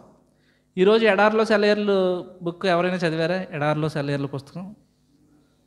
అది మీకు ఎప్పుడైనా కాదు, రోజు చదువుకోండి, బాగుంటుంది అది. అందులో ఈరోజు నేను చదివిన దాంట్లో ఏముందంటే, ఒక సేవకుడు వాళ్ళ అమ్మ ఉండేదంట. వాళ్ళ అమ్మగారు ఎప్పుడూ డల్లగానే, ఆందోళనగానే, చికాగ్గానే, హడావిడిగా తొందరగా ఉండేదంట. ఆయన కూర్చోబెట్టి ఎంతో వాక్యం చెప్పేవాడంట. అమ్మ అలా ఉండకూడదు, నీ భారం మొత్తం తీసుకెళ్ళి ఏం చెయ్యి, ప్రభు మీద ఏమన్నా కానీ వినీది కానీ ఉండేది కాదు. ఏవో తొందరలో అలాగా ఆందోళన చెందుతూనే ఉండేదంట. ఒకరోజు సడన్గా ఆమె నవ్వుతూ కనిపించిందంట పొద్దున్నే. ఆయన వెళ్ళి అడిగాడంట, ఏంటమ్మా ఈరోజు ఎంత నవ్వుతూ ఎంత సంతోషంగా ఉన్నావు అంటే, రాత్రి నాకు ఒక కళ వచ్చిందిరా, ఆ కళ గురించి చెప్పింది ఆమె. ఏంటంటే, రోడ్డు మీద అందరూ కూడా పెద్ద నల్లగా ఉన్న మూటలో ఈపు మీద వేసుకుని ఎంతో నిరుత్సాహంతో బాధతో వెళుతూ ఉన్నారు. ఇంతకీ ఆ మూటలు పెట్టింది ఎవరంటే, దెయ్యాలు వచ్చి పెడుతున్నాయి, వీళ్ళు ఏం చేస్తున్నారు, వాటిని మోసుకుంటూ వెళ్తున్నారు. కానీ అదే రోడ్లో ఒక వ్యక్తి అందరి దగ్గరికి పరిగెట్టుకెళ్ళి వారి చెవుల్లో ఏదో చెప్తున్నాడు, వారితో మాట్లాడుతున్నాడు. అదే వ్యక్తి నా దగ్గర కూడా వచ్చి చెప్పాడు, ఇది నేను పెట్టిన బరువు కాదు, ఇది ఎవరు పెట్టిన బరువు? దెయ్యం పెట్టిన బరువు. కాబట్టి దీన్ని ఏం చేయి, నువ్వు విడిపించేసుకోనగానే ఆమె ఏం చేసిందంటే, కల్లో ఆ మూటలు పాడేసిందంట. వెంటనే ఆయనతో కలిసేటప్పటికి ఎంతో సంతోషం వచ్చిందంట. అలాగా మనకి అంటే మనకు అవసరం లేని భారాలు ఏం చేస్తాం, కొన్నిసార్లు మనం మీదేసుకుంటాం. దానివల్ల అది దేవుడిచ్చిన భారం కాదు, అది దేవుడు పెట్టిన భారం కాదు, పనికిమాలిన భారాలు అవి. కాబట్టి యేసుక్రీస్తు ప్రభు ప్రధాన యాజకుడుగా ఉండి ఆయన ఏం చేస్తున్నాడు, మనల్ని ఇటు ప్రధాన యాజకుడు మనకు సరిపోయినవాడు. ఎందుకంటే మన ప్రతి శోధన ఆయనకి తెలుసు, మన ప్రతి బలహీనత ఆయనకి తెలుసు. ఎందుకంటే వీటన్నిటిలో ఆయన ఏం చేశాడు, ఎక్స్పీరియన్స్ చేశాడు. కాబట్టి మన ప్రతి శోధనని ప్రభు దగ్గరికి పట్టుకెళ్ళి ఏం చేయొచ్చు, చెప్పచ్చు, ప్రభు నేనేంటి, ఇది నాకు ఈ బలహీనత ఉంది, నాకు ఈ సమస్య ఉంది, లేకపోతే నాకు ఈ ప్రాబ్లం ఉంది. కాబట్టి శోధన నుంచి జయించే మార్గం ఏంటంటే, గుర్తుపెట్టుకోండి, పారిపోవటము, ప్రార్థించటం. చాలాసార్లు మనం అనే మాట ఏంటంటే, సాతానుగాడు తెగ శోధించేస్తున్నాడు అంటారు. ఏమంటాం? సాతానుగాడు తెగ శోధించేస్తున్నాడు. ఆడికేం ఖాళీ ఉండదా? పొన్ని ఏమన్నా పేతురు, పౌలు, బాప్తిస్మిచ్చి యోహాన్ అంత ప్రార్థనా పరురాలువా? పొన్ని దగ్గరికి వచ్చి నేను శోధించేస్తాకే కాదు కదా. దీని గురించి యాకోబు గారి దగ్గరికి వెళ్ళి అడిగితే యాకోబు ఏమంటాడు తెలుసా? బాబు, నీకు వచ్చే శోధనలన్నీ ఎక్కడే తెలుసా? నీ స్వకీయమైన దురాశలు, అంటే నీ శరీరంలోంచి పుట్టివన్నీ, నీ శరీరంలోంచి పుట్టే వాటితో నువ్వేం చెయ్యి, జాగ్రత్తగా ఉండు. కాబట్టి ఏ దురాశలైనా మనం ఏం చేయాలి, సిలువేయాలి. క్రీస్తు యేసు సంబంధులు ఏం చేశారంట, ప్రతి దురాశను సిలువేయాలి. కాబట్టి ఈ ప్రధాన యాజకుడు మనకు చేసే పని ఏంటంటే, మనల్ని అర్థం చేసుకునేవాడు, మనకి సహాయం చేసేవాడు, మనల్ని ఆదుకునేవాడు, మనం పడిపోతే లేవనెత్తేవాడు, మనకి ఏదైనా సమస్య వచ్చి కృంగిపోతే ఆదరించేవాడు. మరి ప్రధాన యాజకుడు మనకు సరిపోయినాడా కాడా? సరిపోయింది. రెండో విషయం చూద్దాం చూడండి. ఇదే హెబ్రీయులకు రాసిన పత్రిక 6వ అధ్యాయము 17వ వచనం నుంచి. ఈ విధముగా దేవుడు తన సంకల్పము నిశ్చలమైనదని ఆ వాగ్దానమునకు వారసులైన వారికి మరి నిశ్చయముగా కనబరచవలనని ఉద్దేశించిన వాడై తాను అబద్ధమాడజాలని నిశ్చలమైన 2 సంగతులను బట్టి మన ఎదుట ఉంచబడిన నిరీక్షణను చేపట్టుటకు శరణాగతులమైన మనకు బలమైన ధైర్యమును కలుగునట్లు ప్రమాణము చేసి వాగ్దానమును దృఢపరచును. ఈ నిరీక్షణ నిశ్చలమును స్థిరమునై మన ఆత్మకు లంగరువలే నుండి తెరలోపల ప్రవేశించుతున్నది. నిరంతరము మెల్కీసెదెకు క్రమము చొప్పున ప్రధాన యాజకుడైన యేసు అందులోనికి మనకంటే ముందుగా మన పక్షమున ప్రవేశించును. చాలు. ఇక్కడ దేవుడు చెప్పే మాట, అంటే ఆయన ప్రధాన యాజకుడుగా ఉండి మనకు చేసే మాట ఏంటంటే, సింపుల్గా చెప్తున్నాను, దేవుడు నమ్మిన మనకే నిరీక్షణ ఉంది. దేవుడు నమ్మిన మనకేముంది? నిరీక్షణ, హోప్ ఉంది. కాబట్టి మనం నమ్మిన నిరీక్షణ అది నిశ్చలమైంది, చలించిపోయేది కాదు, కదిలిపోయేది కాదు. మనం ఎవరైనా ఇక్కడ ఇంకో మాట చెప్తుందంటే మనం శరణాగతులము. శరణాగతులం అన్న మాటకి అర్థం చెప్పండి. న్యూస్లో చూసే విషయం ఏంటంటే, సిరియాలో యుద్ధం జరిగింది, ఇంకో చోట యుద్ధం జరిగింది. అక్కడ ఆ దేశంలో ఉన్న వాళ్ళు వేరే దేశంలోనికి వస్తారు. వాళ్ళని ఏమంటారంటే శరణార్థులు అంటారు. శరణార్థులు అంటే ఏంటి? దిక్కు దివాణం లేనోడు, ఒక ఇల్లు లేనోడు, ఏమీ లేనోడు, వాళ్ళని ఏమంటారు? శరణార్థులు అంటారు. ఇక్కడ వాక్యం కూడా మనల్ని ఏమంటుందంటే శరణాగతులు అంటుంది. అంటే ఒకడి దగ్గరికి వెళ్ళి శరణు అని వేడటం, కాపాడు అని వేడటం. ఎందుకని మనం శరణాగతులు అంటుందంటే, ఈ భూమి మీద మనం శాశ్వత కాలం ఉండవు, మనం సంపాదించినవి మనతో పాటు ఉండవు, మనం ప్రేమించేవారు మన చుట్టుపక్కల ఉన్నవాళ్ళు మనతో ఏమీ ఉండరు. కాబట్టి మనకు శరణ్ ఎవరు? దేవుడే. కాబట్టి దేవుని ముందుకు మనం అందరం ఎవరో శరణాగతులము. కానీ మనకు ఆయన ఏం చేశాడంటే వాగ్దానం చేశాడు. ఏం చేశాడు? వాగ్దానం చేశాడు. చాలామంది ఇప్పుడు సిరియా నుంచి కొన్ని దేశాల నుంచి శరణార్థులుగా వెళ్ళిన వాళ్ళకి ఆ దేశాలు ఏం చేస్తున్నాయంటే వాళ్ళకి అక్కడ పౌరసత్వం ఇచ్చి, వాళ్ళకి ఉద్యోగం ఇచ్చి, వాళ్ళకి ఏం చేస్తున్నారు? అన్ని హక్కుల్ని కల్పిస్తున్నారు. అలాగే దేవుడు కూడా ఈ భూలోకంలో ఉన్న శరణాగతులైన మనకి ఏం చేశాడంటే వాగ్దానం చేశాడు. ఏంటో వాగ్దానం? పరలోక రాజ్యాన్ని, ఆ నిత్యత్వాన్ని ఇస్తానన్న వాగ్దానం మనకు చేశాడు. కాబట్టి మనం ఏదైతే నిరీక్షణ కలిగి ఉన్నామో ఆ విషయమే మనం ఏంటి? నిశ్చలంగా, ధైర్యంగా. అక్కడ ఒక మాట ఉంది కదా, 19వ వచనం, ఈ నిరీక్షణ నిశ్చలమును స్థిరమునై మన ఆత్మకు లంగరువలే నుండి తెరలోపల ప్రవేశించున్నది. నిరీక్షణ ఎలాగుందంట? మనకి ఒక లంగరువలే ఉంది. వాక్యంలో కూడా చాలా చోట్ల నిరీక్షణ గురించి ఏమనుంటుందంటే, రోమిలికి రాసిన పత్రికలో తీయవసరం లేదు కానీ నేను చెప్తున్నాను, మనము నిరీక్షణ కలిగిన వారమే రక్షించబడుతుంది. మన రక్షణ ఎలాంటిది? నిరీక్షణ ఉంది. ఏంటా నిరీక్షణ? ఇప్పుడు మనం చచ్చిపోతే మనం కన్నులు తెరిచేది ఎక్కడ? పరలోకంలో ప్రభు దగ్గర కన్నులు తెరుస్తామన్న నిరీక్షణ మనకు ఉన్నది. అందుకే పౌలు కొరింథీయులకు రాసిన పత్రికలో ఒక చోట ఏమంటాడంటే, ఈ జీవిత కాలం మట్టుకే క్రీస్తునందు నిరీక్షించిన ఎడల మనం మనుషులందరికంటే ఏంటి? దౌర్భాగ్యులము. అంటే ఈ భూ సంబంధమైన వాటి కోసం కాదు మన నిరీక్షణ, దేనికోసమో? పరసంబంధమైన వాటికి. ఎందుకంటే ఈ నిరీక్షణ మనల్ని సిగ్గుపరచదు. మనం నమ్మిన ప్రభు మనల్ని ఏం చేయడు? సిగ్గుపరచడు. మీరు దేవుడు లేని ప్రజల దగ్గరికి వెళ్ళి చెప్పండి, మీరు చచ్చిపోతే ఎక్కడికి వెళ్తారన్న ఒక ప్రశ్న ఏంటి? ఎక్కడ దాకా ఎందుకు? ఇక్కడ మన చర్చిలోనే ఇంకా రక్షణ పొందలేని వాళ్ళు ఉన్నారు కదా, అలా ఒక ప్రశ్న ఏంటి? తర్వాత నువ్వు చచ్చిపోతే ఎక్కడికి పోతావు? నరకానికి పోతారో, కానీ దాన్ని ఆ మాట తప్పించుకుంటే ఏమంటారంటే తెలియదు అంటారు. ఎక్కడికి పోతారో? నరకానికే పోతారో, కానీ తెలియదని చెప్పచ్చు. కానీ మనకైతే నిరీక్షణ ఉంది. ఎందుకంటే మన దేవుడు మనకేం చేశాడు? వాగ్దానం చేశాడు, మాట ఇచ్చాడు. దేవుడు లేని వారికి వాగ్దానాలు లేవు, నిరీక్షణ లేదు. అందుకే వాళ్ళకి ఎంత వయసు అయిపోయినా, వాళ్ళని హాస్పిటల్లో పెట్టినా వాళ్ళకి ఇంకా బ్రతకాలన్న ఆశ ఉంటుంది. మమ్మల్ని ఏం చేయండి? ఆ విజయవాడ తీసుకెళ్ళండి, ఆ వైజాగ్ తీసుకెళ్ళండి, హైదరాబాద్ తీసుకెళ్ళండి, పెద్ద హాస్పిటల్లో జాయిన్ చేయండి, మేము ఇంకా బ్రతకాలి. ఏం చేస్తారు? బ్రతికి ఏం చేస్తారు చెప్పండి? నిజమైన క్రైస్తవుడు ఎప్పుడు ఏం కోరుకుంటాడు తెలుసా? మరణాన్ని కోరుకుంటాడు. ఎందుకని? పౌలు అంటాడు కదా, చావు అయితే నాకేంటి లాభం, ఇంచక్క ఏం చేయొచ్చు? ప్రభు దగ్గరికి వెళ్ళిపోవచ్చు. ఈ కరెంటు బిల్లు కోవాలగా ఉండదు, ఈఎంఐలు కట్టవసరం లేదు, ఈ గ్యాస్ బండ్లో ఇంట్లోకి సరుకులు, ఈ పిల్లల ఫీజులు, ఈ తలపోట్లు ఏంటి మాకు ఉండవు. శుభ్రంగా వెళ్ళి ఎక్కడ ఉండొచ్చు? ప్రభు దగ్గర ఉండొచ్చు అన్న ఫీలింగ్లో ఉంటాం. కానీ దేవుని పని చేయడానికి దేవుడు ఏం చేశాడు? మనల్ని ఇంకా ఉంచాడు. మన ప్రకాష్ గారు వాక్యం చెప్తా అన్నారు, నిజంగా మనం పరలోకి వెళ్ళిపోవాలంటే పాస్టర్ గారు బాప్తిస్మం ఇచ్చేటప్పుడు ఏం చేయొచ్చు? ఒక నొక్కితే 4 బుడగలు వేస్తాం. ఏం చెప్పొచ్చు? తీసుకెళ్ళి ఏం చేయండి? కప్పెట్టండి. అదేంటండి చచ్చిపోండి, మీరే కదా పరలోకం వెళ్ళాలన్నారు కదా, ఏం చేశాను? పరలోకం పంపేసాను అని అనొచ్చు.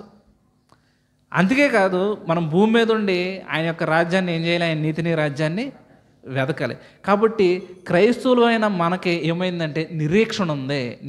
చచ్చిపోయిన ఎక్కడికి పోతున్నాం? పరలోకం పోతున్నాం. కానీ ఒక చోట దావీదు ఎవరు ఏమంటారండి, నేను చావను, సజీవుడనే దేవుని క్రియలు వివరించేతను. ఆ తర్వాత చచ్చిపోవచ్చు. దేవుని పని చేసి ఏం చేయొచ్చు? చచ్చిపోవచ్చు. దేవుని పని చేయకుండా మాత్రం సావకూడదు. నేను కోరుకునేది అదే, మీరు కూడా అదే కోరుకోండి. చచ్చిపోవచ్చు, కానీ చనిపోయే ముందు ఏం చేయాలి? దేవుడు అప్పగించిన పని మ్యాక్సిమం నెరవేర్చి ఆయనతో ఏమనిపించుకోవచ్చు? వాళ్ళ నమ్మకమైన మంచి దాసురాలా అనిపించుకుంటే చాలు, ఇంకా అంతకు మించి ఏం అవసరం లేదు. కాబట్టి ఈ నిరీక్షణ మనకు ఉంది, ఈ వాగ్దానం మనకు ఉంది. కాబట్టి ఇది ఒక లంగర్ వలె మనకంటే ముందు ఆ తెర లోపలికి ఎవరు ప్రవేశించారు? మన ప్రధాన యాజకుడైన యేసుక్రీస్తు ప్రభు ప్రవేశించాడు. ఎందుకని? ఆయన ప్రవేశించి మనకు ద్వారాన్ని ఏర్పాటు చేశాడు. నేను వెళ్ళాను, మీరు కూడా ఏం చేయండి?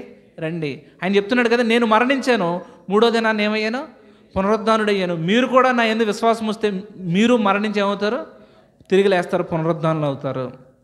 2వ రకంలో జరిగేది అదే. కాబట్టి మన నిరీక్షణ ఎలాగుందంట? లంగర్ వలె ఉంది. లంగర్ అంటే ఏంటి? ఓడకేసేది కదా. నేను ఒకసారి గోదావరి దగ్గరికి వెళ్ళినప్పుడు, గోదావరిలో చిన్న పడవలు ఉంటాయి కదా, చిన్న పడవలు ఉన్నప్పుడు వాళ్ళు ఏం చేశారంటే జాలర్లు లంగర్ వేస్తారు కింద బయట, పడవ అటు ఇటు కొట్టుకెళ్ళిపోకుండా. లంగర్ ఉండేది అందుకే కదా, పడవ ఏమవ్వకూడదు, కొట్టుకెళ్ళిపోకూడదు. నేను ఏం చేశానంటే ఆ లంగర్ తీద్దామని చెప్పి ఎత్తినప్పుడు కదా రావట్లేదు. అది చూడటానికి ఏదో సన్నగా ఇంత ఉందే, అది ఈజీగా లేపేచ్చు అనుకున్నాను, కానీ అది ఏమవట్లేదు. అది చాలా బరువుగా ఉంది. చాలా కష్టం మీద తీసి ఏం చేశాను? పడవలు వేసాను. ఎప్పుడైతే ఆ లంగర్ తీసామో పడవ ఏమవుద్ది? కదులుద్ది. లంగర్ వేసినంతసేపు పడవ ఏమవుదో? కదలదు. అలాగ మన నిరీక్షణ, దేవుడిచ్చిన వాగ్దానము యేసుక్రీస్తు ప్రభు మనకి ఎలాగుంది? లంగర్ వలె ఉంది. మీరు చూడండి, ఎప్పుడైనా పెద్ద పెద్ద షిప్పులు ఉంటాయి సముద్రంలో, వాటి లంగర్ ఎంత ఉంటుంది తెలుసా మీకు? ఎంత ఉంటుంది? నాకు తెలిసి ఈ హాల్ అంత ఉంటుంది.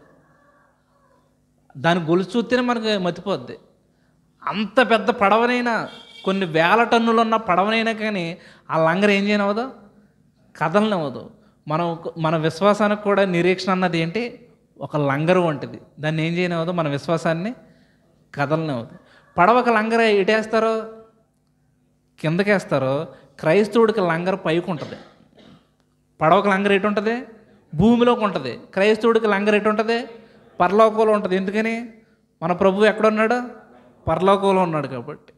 కాబట్టి ఆ పరలోకంలో ఉన్న లంగరు భూమి మీద మనకి ఇప్పుడు సముద్రంలో ఉన్న పడవ మీదకి ఎన్ని ఆటుపోట్లు వచ్చినా, తుఫాన్లు వచ్చినా ఆ లంగర ఏమవనివ్వదు? కొట్టుకుపోనివ్వదు. అలాగే మన నిరీక్షణ పరలోకంలో ప్రభు ఉన్నప్పుడు ఆ నిరీక్షణ మనల్ని ఏం చేయదు? సిగ్గుపరచదో. మనం కూడా అటు ఇటు ఏమో కొట్టుకుపోం. కాబట్టి ఇటు ప్రధాన యాజకుడు వలన మనకు దొరికింది ఏంటంటే వాగ్దానము, నిరీక్షణ. మీకున్నాయండి వాగ్దానాలు? ఈ డిసెంబర్ 31కి తీసుకునే వాగ్దానాలు కాదు. అంటే నేను అలాగేదో ఆ వాగ్దానం తీసుకుంటాం కూడా ఏదో పెద్ద ఘోరమైన పాపం, అదే తీసుకుని నరకానికి వెళ్ళిపోతారని కూడా నేను చెప్పట్లేదు. తప్పేం కాదు, దాన్ని ఏదో ఒక ఆచారం కింద చేశారు, అది కూడా కరెక్ట్ కాదు. కానీ బైబిల్ అంటే దేవుడు మనకి ఏం చేశాడు? వాగ్దానాలు చేశాడు. ఈ వాగ్దానాలన్నీ ఎవరే? మనవే. వీటిని మనం ఏం చేయాలి? స్వతంత్రించుకోవాలి. స్వతంత్రించుకోవటం అంటే ఏంటి? గోడకు ఫ్రేమ్ కట్టుకుంటామా? నమ్మటం.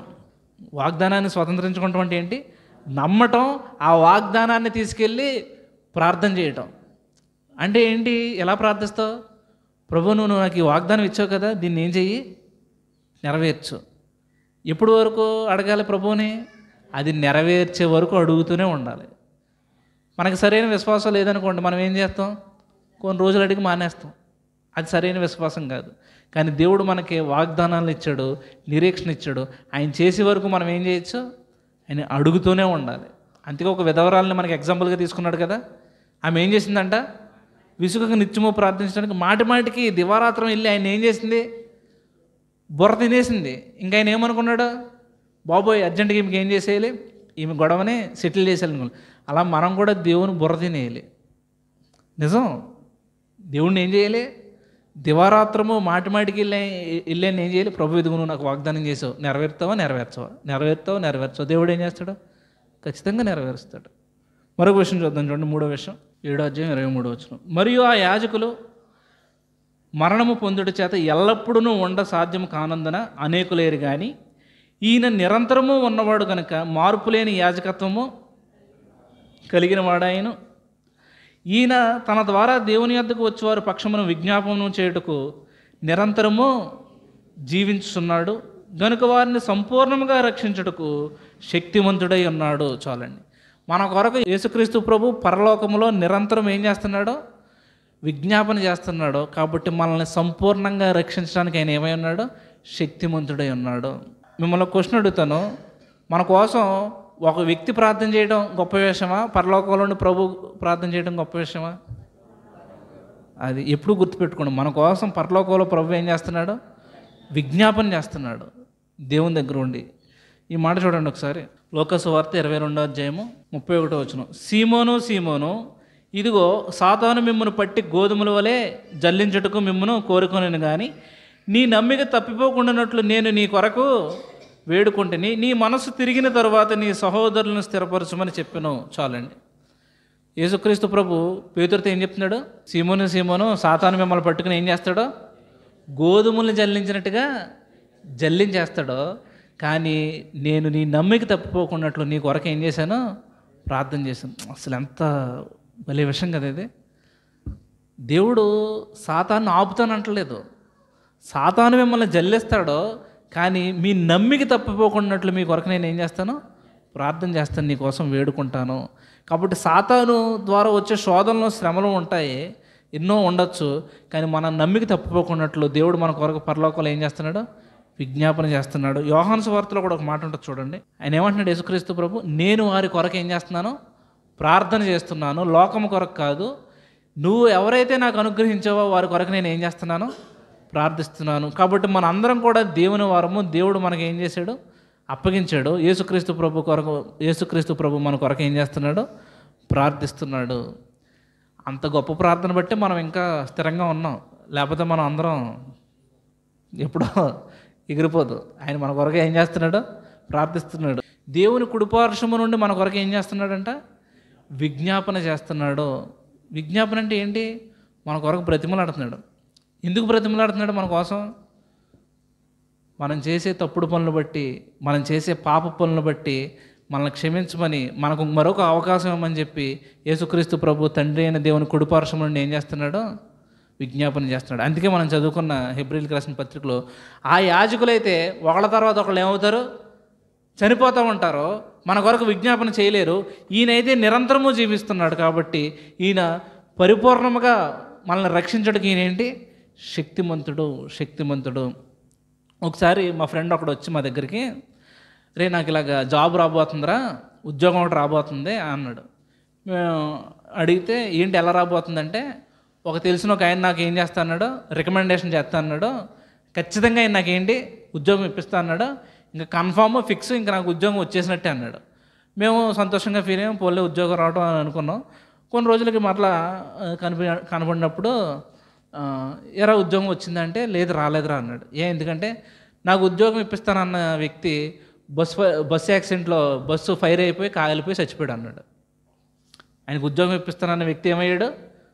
బస్సు యాక్సిడెంట్ అయినప్పుడు బస్సు ఫైర్ అయిపోయి లోపల ఉండి ఏమైపోయాడు? చనిపోయాడు. ఆయన ఉంటే ఏమవుతుంది? ఈయనకి ఉద్యోగం వద్దును. కానీ ఇప్పుడు ఆయన లేడు కాబట్టి ఈయనకి ఉద్యోగం వస్తుందా? రాదు. మాట ఇచ్చిన ఆయన ఏమైపోయాడు? చనిపోయాడు. కానీ మనకు మాట ఇచ్చిన ఆయన నిరంతరం జీవిస్తూనే ఉన్నాడు. మనకు మాట ఇచ్చిన వ్యక్తి ఎవరు? సజీవుడు. ఆయన మాట తప్పిపోయేవాడు కాదు. ఆయన ఎన్నడూ మాట తప్పనివాడు. కాబట్టి ఆయన నిరంతరము మన కొరకు విజ్ఞాపన చేస్తున్నాడు. అంటే మనల్ని ఎప్పుడు ఏం చేయడానికి? రక్షించడానికి. ఎవరి ద్వారా వెళ్ళాలండి? మనం ఎవరి పేరు చెప్పుకుని వెళ్ళాలి? యేసయ్య పేరు చెప్పుకుని వెళ్తేనే పరలోకం. ప్రార్థన చేసిన ఎవరి పేరు చెప్పాలి లాస్ట్లో? యేసు నామమున అంటేనే. వాక్యం చెప్తుంది కదా, మీరు ఇంతకుముందు నా నామమును ఏమీ అడగలేదు, ఇప్పుడు మీరు నా నామమును ఏమడిగినానో మీకు అది అనుగ్రహిస్తాను. కాబట్టి మనం ప్రతి ప్రార్థనకి చివరిని అడ్రస్ ఎవరిదే? యేసయ్యది. కాబట్టి ఆయన మన కొరకు ఏం చేస్తున్నాడు? విజ్ఞాపన చేస్తున్నాడు. ఎందుకు చేస్తున్నాడంటే సంపూర్ణముగా రక్షించుటకు. మనల్ని ఏం చేయడానికి? సంపూర్ణంగా రక్షించుటకు మన కొరకు ఏం చేస్తున్నాడు? విజ్ఞాపన చేస్తున్నాడు. చివరి మాట చూద్దాం చూడండి, 5వ అధ్యాయము 6వ వచనం నుంచి. ఇవి ఇలాగ ఏర్పరచబడినప్పుడు యాజకులు సేవ చేయొచ్చు నిత్యమును ఈ మొదటి గుడారంలోనికి వెళ్ళుదురు. కానీ సంవత్సరమునకు ఒక్కసారి మాత్రమే ప్రధాన యాజకుడు ఒక్కడే రక్తము చేత పట్టుకుని రెండవ గుడారములోనికి ప్రవేశించును. ఆ రక్తము తన కొరకును ప్రజల అజ్ఞాన కృతముల కొరకును అతడు అర్పించును. దీనిని బట్టి ఆ మొదటి గుడారం ఇంకా నిలుచుండగా పరిశుద్ధ స్థలములో ప్రవేశించు మార్గము బయలుపరచబడలేదని పరిశుద్ధాత్మ తెలియజేయుచున్నాడు. ఆ గుడారము ప్రస్తుత కాలమునకు ఉపమానముగా ఉన్నది. ఈ ఉపమానార్థమును బట్టి మనస్సాక్షి విషయములో ఆరాధకునికి సంపూర్ణ సిద్ధి కలుగజేయలేని అర్పణలను బలులను అర్పింపబడుచున్నవి. ఇవి దిద్దుబాటు జరుగు కాలం వచ్చే వరకు విధింపబడి అన్నపానములతోనూ నానా విధములైన ప్రక్షాళనములతోనూ సంబంధించిన శరీరాచారములు మాత్రమే ఉన్నవి. అయితే క్రీస్తు రాబోచున్న మేలుల విషయమై ప్రధాన యాజకుడిగా వచ్చి తానే నిత్యమైన విమోచన సంపాదించి హస్తకృతము కానిది అనగా ఈ సృష్టి సంబంధము కానిదియు మరి ఘనమైనదియు పరిపూర్ణమైనదినైన గుడారము ద్వారా మేకల యొక్కయు కోడెల యొక్కయు రక్తముతో కాక తన స్వరక్తముతో ఒక్కసారే పరిశుద్ధ స్థలములో ప్రవేశించును. ఏలయనగా మేకల యొక్కయు ఎడ్ల యొక్కయు రక్తమును మైలపడిన వారి మీద ఆవుదోడ బూడిద చల్లుటయు శరీర శుద్ధి కలిగినట్లు వారిని పరిశుద్ధపరిచిన ఎడల నిత్యుడుగు ఆత్మ ద్వారా తన్ను తాను దేవునికి నిర్దోషినిగా అర్పించుకునిన క్రీస్తు యొక్క రక్తము నిర్జీవ క్రియలను విడిచి జీవము గల దేవుని సేవించుటకు మీ మనస్సాక్షిని ఎంతో ఎక్కువగా శుద్ధి చేయను. చాలండి.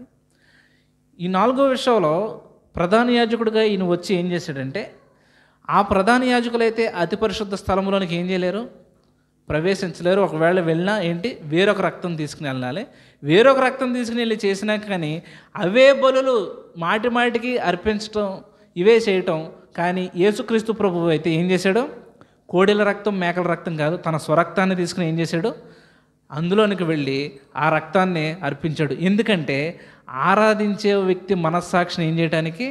సంపూర్ణ సిద్ధి కలగజేయటానికి. ఇప్పుడు నేను చెప్పింది నాకు తెలిసి మీకు అర్థం అవ్వలేదని నాకు అర్థమైంది.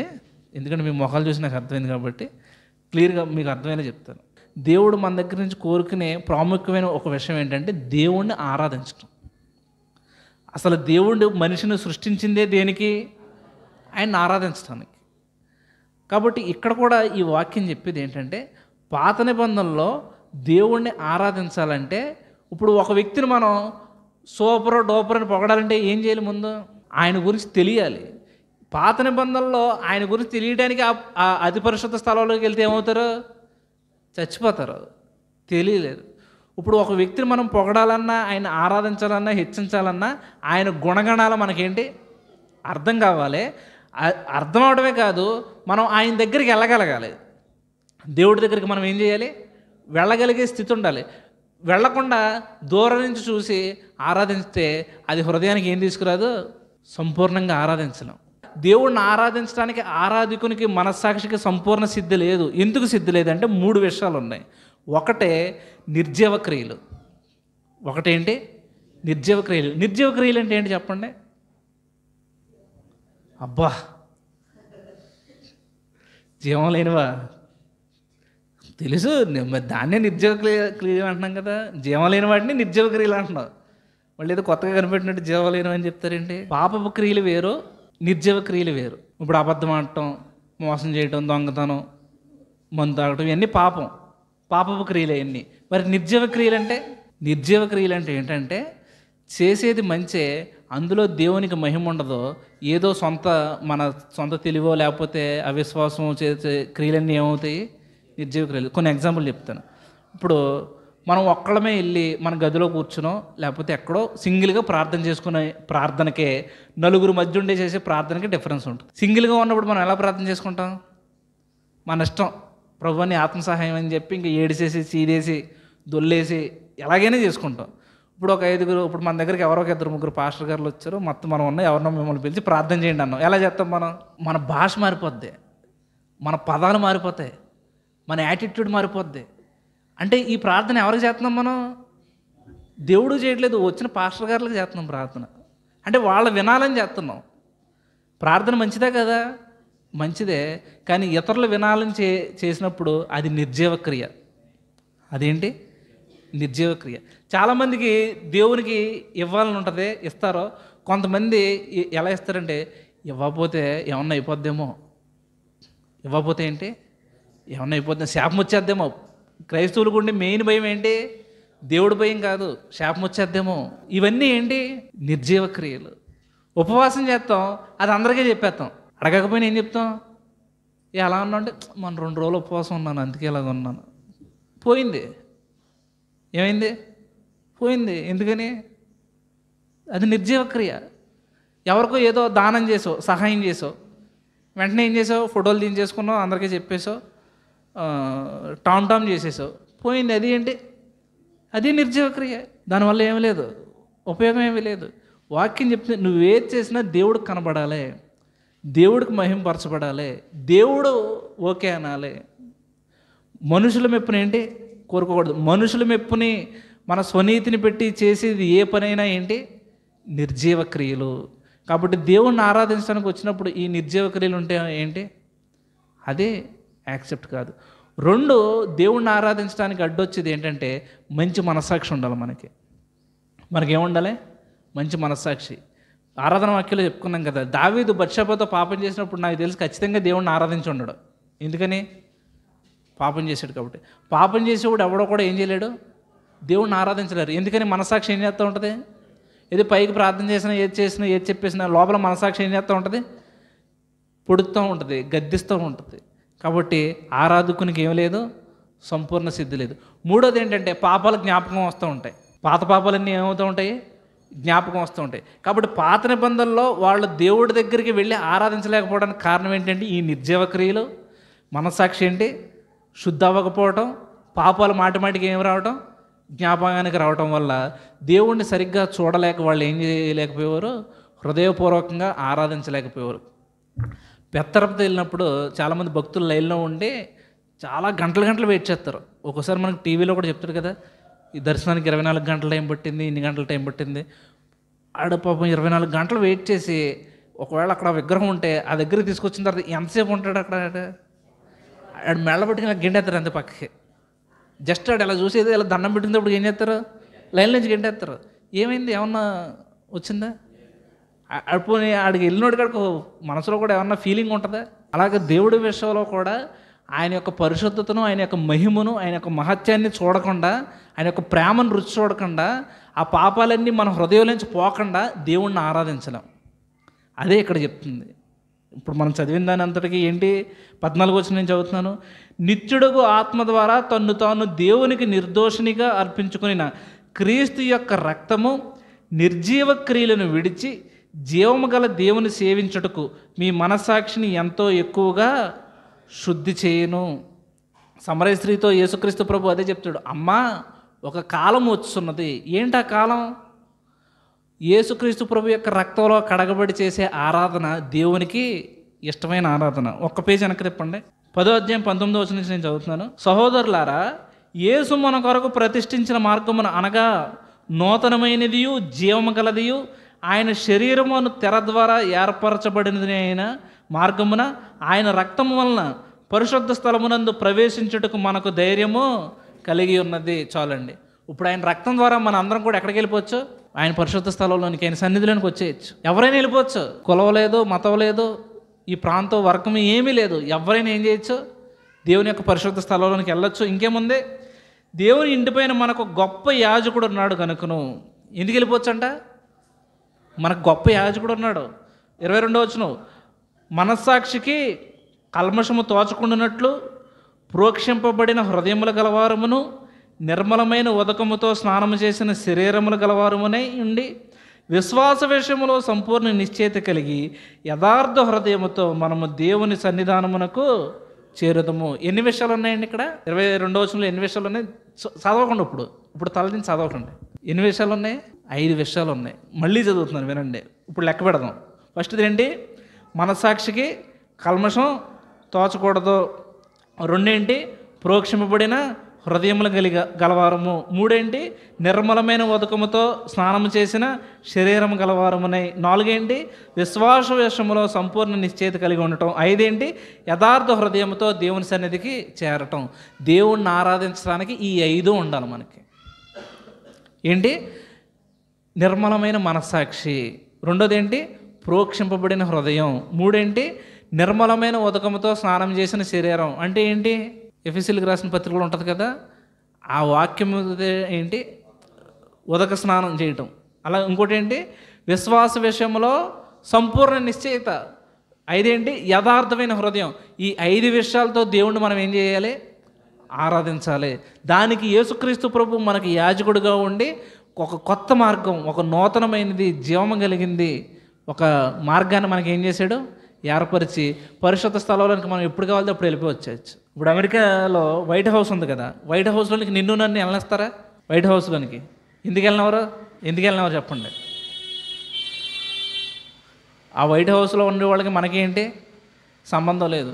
అది ఇప్పుడు ప్రెసిడెంట్ ఎవరప్పుడు? ప్రెసిడెంట్ నెక్స్ట్ జనవరి నుంచి ఉన్నారు కదా, ట్రంప్. ఇప్పుడు ట్రంప్ పిల్లలు వాళ్ళందరూ ఏమవ్వచ్చు? వెళ్ళిపోవచ్చు. మనం వెళ్ళటానికి లేదు. ఎందుకని? ట్రంప్కి మనకే ఏ సంబంధం లేదు కాబట్టి. అలాగే దేవుని సన్నిధిలోనికి వెళ్ళటానికి కూడా ఏముండాలి? ఇప్పుడు చెప్పిన ఈ 5 ఉన్నప్పుడు యేసుక్రీస్తు ప్రభు ద్వారా మనం ఆయన పరిశుద్ధ సన్నిధికి ఏం చేయొచ్చు? ఎప్పుడు పడితే ఎప్పుడు వెళ్ళచ్చు. మనం ఎలా కావాలితే అలా మాట్లాడచ్చు. ఎలాగ పడితే ఏం చేయొచ్చు? ప్రభుతో ఉండొచ్చు. అది మనకి ఆయన ఇచ్చిన ఏంటి? స్వాతంత్రం. మొన్న నేను ఎలాన్ మస్క్ అని ఒక ఆయన ఉంటాడు కదా, స్పేస్ ఎక్స్ ఫౌండర్. ఆయన రీసెంట్గా ఒక 1-2 నెలల క్రితం ఒక ర్యాకెట్ని ప్రయోగించినప్పుడు ట్రంప్, ఎలాన్ మస్క్ ఇంకా అందరూ కొంతమంది ఉన్నారు. వాళ్ళ దగ్గర ఒక 2 అమ్మాయిలు ఉన్నారు. నాకు తెలిసి గట్టిగా వాళ్ళకి 20 సంవత్సరాల లోపే ఉంటాయి. అక్కడున్న వాళ్ళకి 2 అమ్మాయిలకి సంబంధం లేదు. ఈ 2 అమ్మాయిలు అటు ఇటు తిరిగేస్తున్నారు. అసలు వీళ్ళు ఎవర్రా బాబు, ఇంత పెద్ద పెద్దోళ్ళ మధ్యన 2 అమ్మాయిలు, ఈ యవన స్త్రీలు ఎలా వచ్చారని ఆలోచిస్తే తర్వాత చూసాను, అందులో ఒక ఆమె ఎవరంటే ట్రంప్ మనవరాలంట. అందుకే ఎవరు? ట్రంప్ మనవరాలు. కాబట్టి అక్కడ ఏం చేస్తుంది ఆమె? అటు ఇటు తిరిగి వాళ్ళ దగ్గరికి వెళ్ళి వీళ్ళ దగ్గరికి వెళ్ళి మాట్లాడేస్తుంది. మనల్ని వెళ్ళేస్తారా? పెట్టిన కాల్చినట్టు కాల్చేస్తారు మనల్ని. అలాగే దేవుని సన్నిధిలోనికి వెళ్ళడానికి కూడా పాత నిబంధనలో ఎవరికి ఏం లేదు, ఛాన్స్ లేదు. కానీ ఇప్పుడు కొత్త నిబంధనలో దేవుణ్ణి ఆరాధించడానికి యేసుక్రీస్తు ప్రభు యొక్క రక్తం ద్వారా ఆయన ఒక నూతన మార్గాన్ని ఏం చేశాడు? ఏర్పరిచాడు. కాబట్టి మన అందరి జీవితంలో అల్టిమేట్ గోల్ ఏంటంటే దేవుణ్ణి ఆరాధించాలి. మనం పరలోకంలో కూడా చేసే పని ఏంటి? దేవుణ్ణి ఆరాధించడమే. కాబట్టి ఆరాధించడానికి 5 మనకు ఉండాలి. నిర్మలమైన మనస్సాక్షి ఉండాలి, విశ్వాస విషయంలో నిశ్చయిత ఉండాలి, వాక్యం చేత కడగబడాలి, ఇంకేముండాలి? ప్రోక్షింపబడిన హృదయం, యథార్థమైన హృదయం ఉండాలి. ఇప్పుడు ఈ రోజుల్లో ఆరాధన అంటే ఎవరు చెప్పట్లా. ఆరాధన అంటే ఏంటి? బీభత్సమైన స్టేజ్ ఉండాలి, డిస్కో లైట్లు ఉండాలి, పొగ ఉండాలి, భీకరమైన దగదగదగ మెరిసిపోయే బట్టలు ఉండాలి, మనల్ని చూసి విజిల్లు ఏళ్ళలో వేయాలి, ఇంకేముండాలి? ఆత్మీయమైన కొరియోగ్రఫీ ఉండాలి. ఏం కొరియోగ్రఫీ ఇది? సతీష్ కుమార్ గారు 6వ తారీఖున మీటింగ్ పెడుతున్నారు కదా, గ్రాండ్ క్రిస్మస్. అందులో ఒక లిస్టు ప్రసాద్ నాకు పంపి దీంట్లో ఒక అద్భుతం ఉంది కనుక్కోండి అన్నాడు. నేను చూసేటప్పుడు దాంట్లో శక్తివంతమైన సందేశాలు వీటితో పాటు ఏముందంటే ఆత్మీయమైన కొరియోగ్రఫీ అంట. మరి అది ఎలా ఉంటుందో మనకు తెలియదు. మామూలు కొరియోగ్రఫీ మనకు తెలుసు, సినిమా వాళ్ళు వేసి, ఇప్పుడు క్రిస్టియన్ సాంగుల్లో కూడా సినిమా వాళ్ళు తీసుకొచ్చి వేస్తున్నారు. ప్రతి పాటలు అలాగే ఉన్నాయి. మరి ఈ ఆత్మీయమైన కొరియోగ్రఫీ ఎలా ఉంటుందో చూడాలి. మరి దాంట్లో నుంచి ఆత్మీయత ఎంత కారుతుందో చూడాలి. దేవుణ్ణి ఆరాధించడానికి కావాల్సింది ఏంటి? ఇవి మంచి మనస్సాక్షి, యథార్థమైన హృదయం, ఈ విశ్వాసం. వీటితో దేవుణ్ణి ఏం చేయాలి? మనం ఆరాధించాలి. అది దేవుడికి నచ్చే ఆరాధన. దేవుడి సన్నిధిలో ఉండి సంతోషించడం, బిగ్గరగా చేయడం ఇదే. కానీ ఆ ఆరాధన మనుషులకు వెళ్ళకూడదు. ఇప్పుడు యేసుక్రీస్తు ప్రభు గాడిద మీద యెరూషలేముకు వచ్చినప్పుడు పిల్లలందరూ ఏం చేశారు? అందరూ కలిపి యేసుక్రీస్తు ప్రభుని చూసి అరుస్తున్నారు. కానీ ఇప్పుడు ప్రజలు ఎవరిని చూసి అరుతున్నారు? అక్కడున్న పెద్ద పాస్టర్ గారిని చూసి అరుతున్నారు. ఆ పాస్టర్ గారిని చూసి కేకలు వేసి ఏమంటున్నారు? ఇలా కేకలు వేయడం వల్ల ఎరుకో గోడలు కూలిపోయినాయి అంటున్నారు. నేను అన్నాను, మరి ఎల్బీ స్టేడియంలో గోడ కూలిపోతే రిస్క్ ఏమో, మరి ప్రాబ్లం అవుద్దేమో అని చెప్పిన వాడికి. మొన్న ఎల్బీ స్టేడియంలో పెట్టారు కదా 5 రోజులు, ఆ కేకలకి ఇదే అన్నారు. మరి అక్కడ ఎరుకో గోడలు కూలిపోయినాయి, ఇప్పుడు ఎల్బీ స్టేడియం గోడలు కూలిపోతే మరి పెద్ద కేసు అవుతుంది కదా, మరి ఇలా కేకలకి మరి అది రిస్కే కదా. అంటే వాక్యానికి అసలు ఏమాత్రం కాంటెక్స్ట్కి సంబంధం లేకుండా, ఆ సందర్భానికి సంబంధం లేకుండా దేవుడికి చెల్లించాల్సిన స్తుతిని, దేవుడికి చెల్లించాల్సిన ఆరాధనని మనుషులకి వెళ్ళిపోవటం అన్నది ఎంత భయంకరం. అది రాత్రి గ్రూప్లో ఒక వీడియో పెట్టాను, చూసారా మీరు? రంజిత్ తోఫీర్ గారు కాళ్ళ మీద ఏంటి? ఆయన ఓ పక్కన వద్దంటున్నాడు. ఆయన అలా వద్దనకూడదు. నుంచుని ఎవడైనా కాళ్ళ మీద పడితే తోలు ఒలిచేస్తాను అనాలి. ఇప్పుడు ఎవడైనా మన దగ్గరికి వచ్చి కాళ్ళ మీద పడితే మనం ఏమవుతాం? పారిపోతాం అక్కడి నుంచి. అరే బాబు నీకేమైనా పిచ్చి పట్టిందా అని.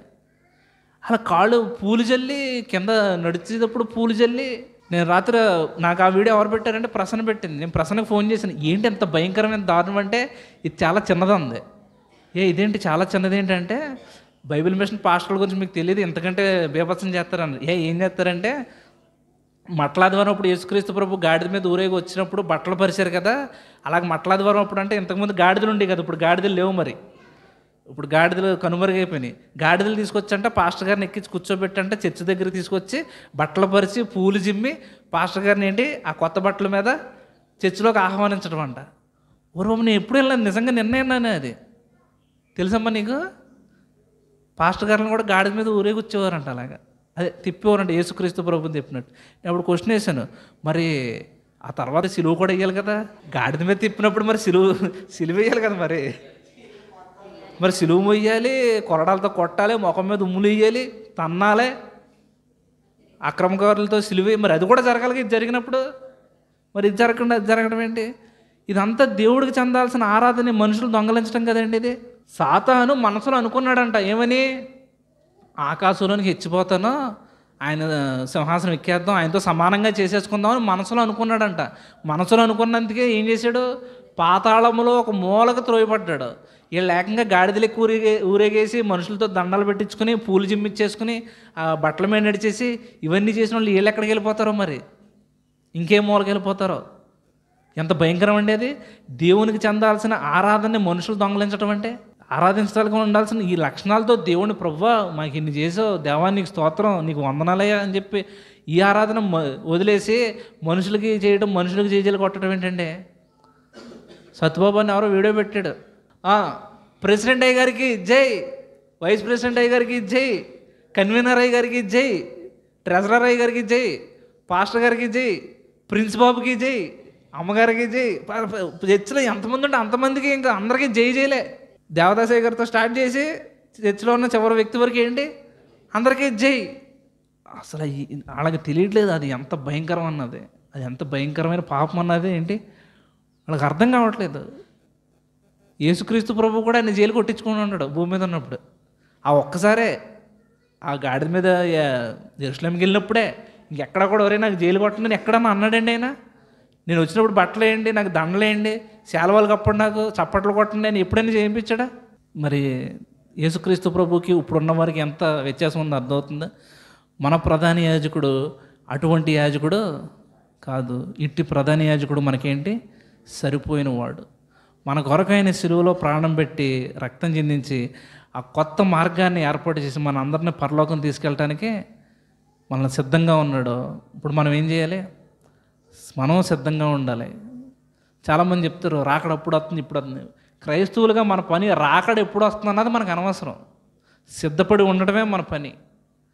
కొంతమంది చెప్తారు కదా యూట్యూబ్లో, మొన్న ఒక ఆయన అలాగే పెట్టాడు, నవంబర్ 26వ తారీఖున 3 విషయాలు జరగబోతున్నాయి భూమి మీద, దేవుడు నాకు తెల్లవారుజామున 3:33 దర్శనమిచ్చి చెప్పాడు, లేపి చెప్పాడు, ఇలాగ ప్రార్థనలో అన్నాడు. నేను అది చూసి ఆలోచించాను, ఏం నిజమేనా మనోడు ఎంత సీరియస్గా చెప్తున్నాడు? కింద కామెంట్లు చూస్తే అన్నీ పాజిటివ్ కామెంట్లే, నెగిటివ్ కామెంట్లు ఏమి లేవు.